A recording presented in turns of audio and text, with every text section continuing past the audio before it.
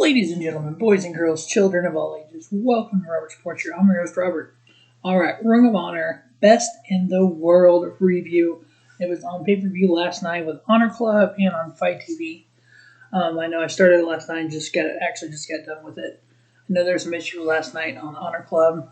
I did actually figure out yesterday afternoon that if you have an Honor Club subscription, your login for Honor Club will work on Fight TV, so you can get all the shows there. Honor Club is only on certain devices, and now Fight's on a few more devices. And with Fight, you can actually cast as well. And so I was able to, I just watched it on Fight. So we're going to run down the 11-match card from last night. I will say from my preview, I was 7 out of 11. So I picked 7 matches out of 11. I do want to throw one thing out the Ring of Honor. The way that arena was set up with the crowd, it was cool having fans back. I enjoy that tremendously. They did do the kind of looks like almost like 6 foot between the barrier and then the ringside. So they had a barrier up, and then they had like 5 foot, maybe 6 foot, and then they had the standard like gate things, like the cattle gate that goes across. So they had a gap between it, and the entranceway was a lot wider, which is fine. But the problem is your stationary camera was on the entrance. The entrance was so wide you didn't see fans. Then the hard camera is facing the ring, facing the entrance is coming towards you. There was a major crowd on the left, but barely any crowd on the right. So the normal camera side, there was like nobody. There was like, you could see a sheet, you could see through it and see there was seats. They would just turn the hard camera, so the hard camera faces the crowd, have the entrance on the side. I think that would have looked a lot better on TV. But overall, the card was great. Had some really good matches. First match, pre-show match, was Horus versus Flamita. Flamita did turn heel here probably 6 months ago. He was part of Mexico Squad with Horus and Bandido. And like I said in the preview, I expected this match to be pretty good, which it was. Just like, the Lucha Libre spots. Nothing, oh my god. It's getting your standard Lucha Libre spots. I think it was about 10 or 12 minutes. Excuse me, so it wasn't really a long match, but it was kind of a good match. I ended up giving it 3.5, and Horus got the victory. Next up, we had the Bouncers versus Danhausen and PCO. I wasn't expecting a lot from this match because the Bouncers are just brawlers. Danhausen, he thinks he's like 400 pounds in this big old brawler when he's a little short guy. But yeah, I mean, him and PCO is kind of a weird combination. They did get the victory. I ended up giving it about 2.5. So once the main show started, we started off with the Briscoes, which was kind of weird. We had J. Mark Briscoe versus PJ Black and Brian Johnson.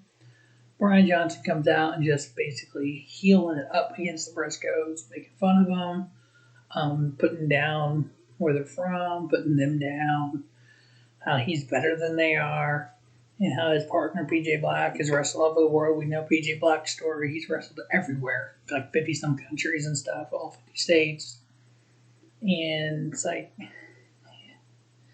just didn't come off very... He came off heel for Brian Johnson, but it just didn't make a lot of sense. He was putting down the Briscoe family, and like, dude, what? Briscoe's ended up getting the victory. I ended up giving it 2 3/4. The next match was kind of perplexing to me. It was Flip Gordon versus EC3. I guess Flip Gordon has a title shot in hand for a future world title shot.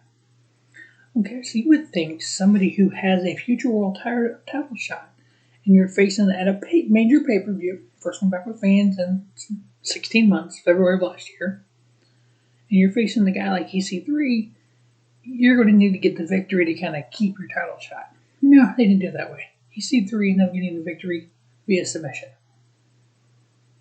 So you just lost a match, but you have a title shot coming up. The guy that just beat you is below you in line for a title shot. That made no sense. EC3 came out this more kind of genetic freak, kind of I'm better than you, little heel tactics. He was real stiff in the ring, and it's kind of like, it really felt like I was Flip Gordon, kind of the flipping that Flip Gordon get it flipped. It's like it just didn't come off very well, this matchup. I thought it was kind of a weak matchup, actually. I give it 2 3/4. with EC3 getting the victory by submission. Next up, we have the Ring of Honor 6-man tag titles on the line. We had champion Shane Taylor Promotions, which is Shane Taylor, Kaun, and Moses. And then they went up against Dalton Castle, Dak Draper, and Eli Isom. Like I said in the preview, this is kind of a thrown-together team. I know it's Dalton Castle, former world champion, kind of two upstarts, Dak Draper and Eli Isom. Honestly, of those two upstarts, I think Dak Draper has the most upside, even over Dalton Castle. I said in the preview I wasn't expecting Shane Taylor Promotions to lose this. I thought it was going to be more of a just boom fight, straight up hoss fight. It kind of was, but it wasn't. It was actually a good match. Shane Taylor Promotions put a better match than I thought they would. But they ended up retaining their titles. I ended up giving it 3 stars. So it was actually a pretty good match. Next up, we had the last man standing. We had Silas Young versus Joshua Woods. I liked the storytelling in this one because you had Josh Woods, kind of the underdog when it started. Silas Young, the last real man. And he kind of played that up in the ring. He had dominated the first part of the ring, or the first part of the match. Like, I can beat you anytime I want. And then Josh Woods had that, face kind of come back. And then being last man standing, like they were both almost out. Josh Woods got to his feet, and they counted 10. It was like 8, or 20. It's like 18, he got to his feet, and they counted 20 on Silas Young. So it wasn't that dominating victory, but it was kind of that young face kind of overcoming the heel and then getting the victory over a guy that he's been feuding with. So I thought it was a nice end. Hopefully this is the end of the feud with these guys, but Josh Woods getting the victory there in the last man standing. I ended up giving it a 3-star. So I thought it was a pretty decent match. Next up, we had Brody King versus Jay Lethal. They did announce that Jay Lethal would also be in the tag title match tonight for the Foundation because Tracy Williams was hurt. Brody King, this was the tale of two styles. It was the, brawling, hard-nosed style that Brody King is versus the high-flying wrestling that Jay Lethal is. Together, they put on a pretty good match. I ended up giving it 3 1/4. Toward the end of it, Lethal looked like he almost got knocked out by Brody King. With that, Jay Lethal was out of the tag match. So it's like, now what does the Foundation do? But Brody King got the victory there over Jay Lethal, 3 1/4 star. Next up, we had the ROH Pure title on the line. 2 years ago, Jonathan Gresham, who is the current Pure champion, actually resurrected the Pure title, kind of that, bringing the honor back to Ring of Honor as part of the Foundation's motto. The Pure Wrestling, get rid of the whole, using tables and being dishonored and all that. That's kind of the gist behind the Pure title. One of the stipulations of the Pure title is you get 3 rope breaks. Once you use your rope breaks, you can be pinned or submitted into the ropes. So Jonathan Gresham put the Pure title on the line versus Mike Bennett. Mike Bennett has resurrected his career, maybe not be the right word, but yeah, he pretty much has. When he was Ring of Honor, the original Kingdom with Matt Taven, he had went off to WWE. His life kind of took a nosedive. He ended up leaving WWE, as we all know. I was actually there when he debuted in St. Louis at Savva Center.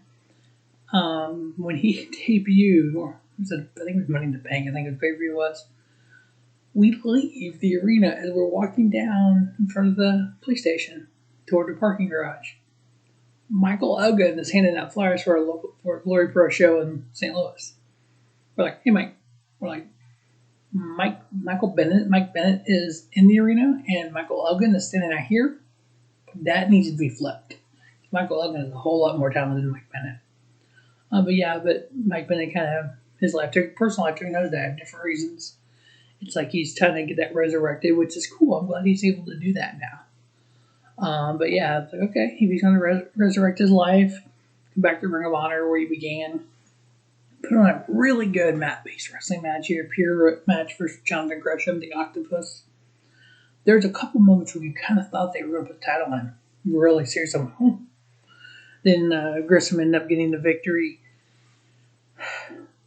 Gresham had 1 rope break left, and Mike Bennett had him in the submission hold in the ropes or close to the ropes. He reached out and grabbed the rope, broke the, see that one left. And then he ended up getting the victory over him.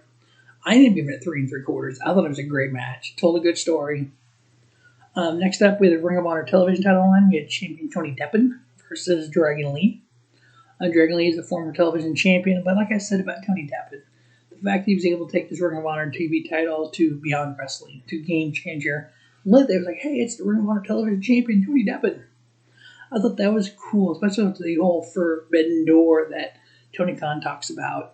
I'd love to see them do something, like a big show with Ring of Honor, New Japan, AEW, Impact, maybe, even Game Changer, places like that. It's kind of a super show. Kind of all the indies kind of get together and okay, we can do a major show. We can get all of our talent in front of folks. That way everyone can see how much talent there is out there. But Tony Deppen, he's a good wrestler and all, but he didn't really, to me, fit in with VLNCE Unlimited, but he is part of them. But Dragon Lee ended up getting the victory here. So Dragon Lee did get the TV title back. So it's a 3.5-star match. Dragon Lee's the new television champion. Then sub-main, we had the Ring of Honor World Tag Titles on the line Fight Without Honor match. VLNCE Unlimited, Chris Dickenson and Homicide versus the Foundation. Well, Rhett Titus, 1/2 the tag team champions. Typically, he's with Tracy Williams. Tracy Williams is hurt. Jay Lethal was supposed to step in and help. Jay Lethal's hurt. Jonathan Gresham just had a grueling pure title match versus Mike Bennett. So he comes out. He was still a little beat up because he came out holding his arm. The Foundation did put on a heck of a fight there, Gresham and Rhett Titus. But VLNCE Unlimited was a little bit too much. They got this, in the beginning of the match, at the end of the pure title match, Tony Deppen, part of VLNCE Unlimited, when he lost, Homicide and Chris Dickenson come out to attack Dragon Lee, I'm guessing. Immediately the Foundation came out, and that's when the match started. But yeah, the VLNCE Unlimited took it to him. Dirty Daddy Chris Dickenson, Homicide, former Ring of Honor World Champion. The name of the faction kind of fits these two guys. They're all about violence, and they took it to the Foundation. They ended up becoming new tag team champions. The match was good. I'd give it 3 1/4, but it was all about more how Lethal was hurt, Williams was hurt, and then Gresham was hurt a little bit too. But yeah, VLNCE Unlimited, your new tag team champions. So VLNCE Unlimited lost the TV title and then gained the tag titles. Then we go into the main event. World Heavyweight title line. We had champion ROH versus Bandido. Bandido was part of Mexico Squad with Horus and Flamita, the two gentlemen who started the show. This match, to me, told kind of the epic, more heel-face underdog story. You had, as soon as the bell rang, Rush jumps Bandido, throws him in the corner, gives him the horns, basically it's just the singing drop, the running drop kick, and went to pin him. It was, nonchalant pin, put his foot on him, and the ref goes, 1, 2, took his foot off of him, just stood there. I can beat you anytime I want to. We're not doing it yet. And literally just had the heat. It wasn't a lot of heat, but there was a little bit of heat. People were booing him because he was just taking it to Bandido, throwing him outside, throwing him to the barriers, hit him with a chair at one point.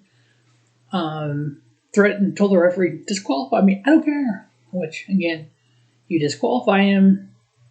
We heard our main event. ROH keeps the title, so it doesn't do it a lot of good.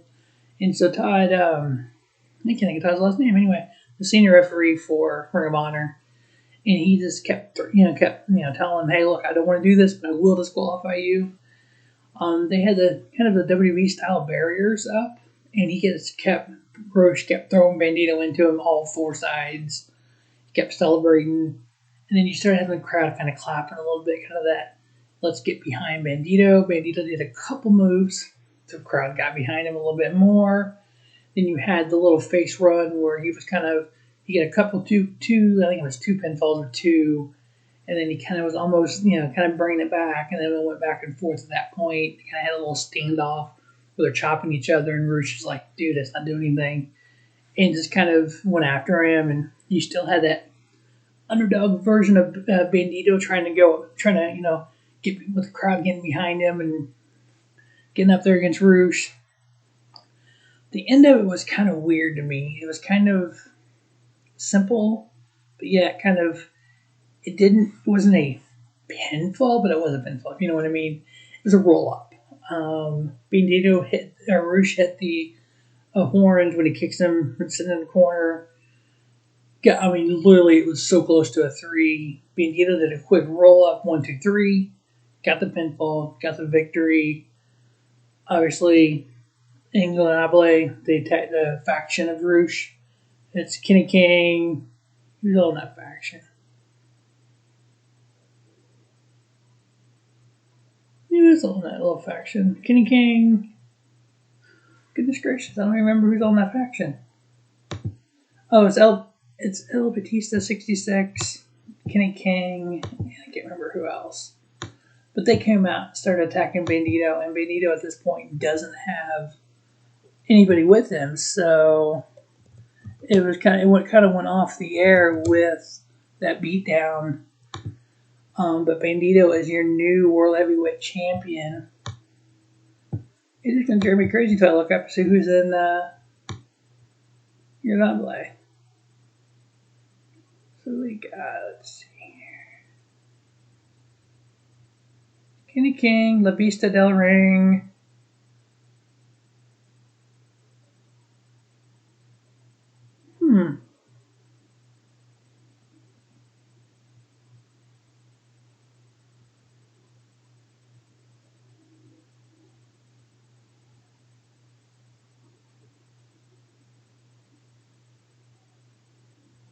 Kenny King, La Vista del Ring. But there was 4. Rouge.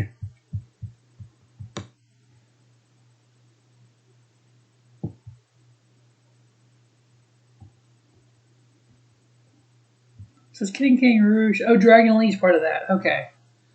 La Faction and Inglaterra, and then later joined Batista del Ring. Okay. So there's 4. Dragon Lee's the other one in it. So right now they have 2 titles. VLNCE Unlimited has a title. And then Shane Taylor Productions has a title. And then the Foundation has 1 title as well. So that's going to wrap up the Ring of Honor. Oh, sorry, I give that match with Bandido getting the victory over Rouge. The kind of the story it told to me, I give it 4 1/4. It was match of the night. Overall, solid card. I look for big things from Ring of Honor for the rest of the year. They got Bound for Glory coming up. They did announce that they're going to have a new women's title. They're going to have the tournament over the summer, which I think they said in September is when they'll crown champion. We have Chelsea Green came out, said that she's not allowed to wrestle because she's hurt. She had a cast on her wrist too. She said, it's not going to be 90 days before I can wrestle. It's only 30 days. Really? Supposedly she had to get permission to appear from WWE because she does have a 3-day no-compete clause, which I'm kind of shocked that they even cared, but whatever. We also have, coming up at Bound for Glory in August, we have Matt Taven versus Vincent. That was announced. They're looking at Matt Taven, win, lose, or draw, leaving Ring of Honor, which tells me that there's a possibility he's signed somewhere. Didn't really get much more into that than that, but we'll see what that means. I think if it was AEW, it wouldn't matter. If it was with WWE, it would matter. So we'll see if it's anything or if it's nothing. But yeah, I think the rest of the year, we got Bound for Glory coming up in August, 2 days. I think some other shows they're going to have going on. I think Ring of Honor is on their way back. Again, Ring of Honor fix that crowd a little bit. Just the way the setup was. But other than that, it was a good show. Overall, great. Really good show. Definitely check it out if you can. It is worth the watch. As always, thanks for watching Robert Sports Show. Don't just have a great day. Have a spiffy day. Robert Sports Show, your YouTube leader in sports channel content. Stay tuned to Robert Sports Show for Warrior Wrestling preview this week. Money in the Bank preview. Slammiversary preview. Best of for all of them. The puzzle card that I did for, if you followed me from last year, that I did for SummerSlam. Same puzzle card for Slammiversary. Stay tuned to our Sports Show this week for that, along with my NASCAR previews. Have a great day.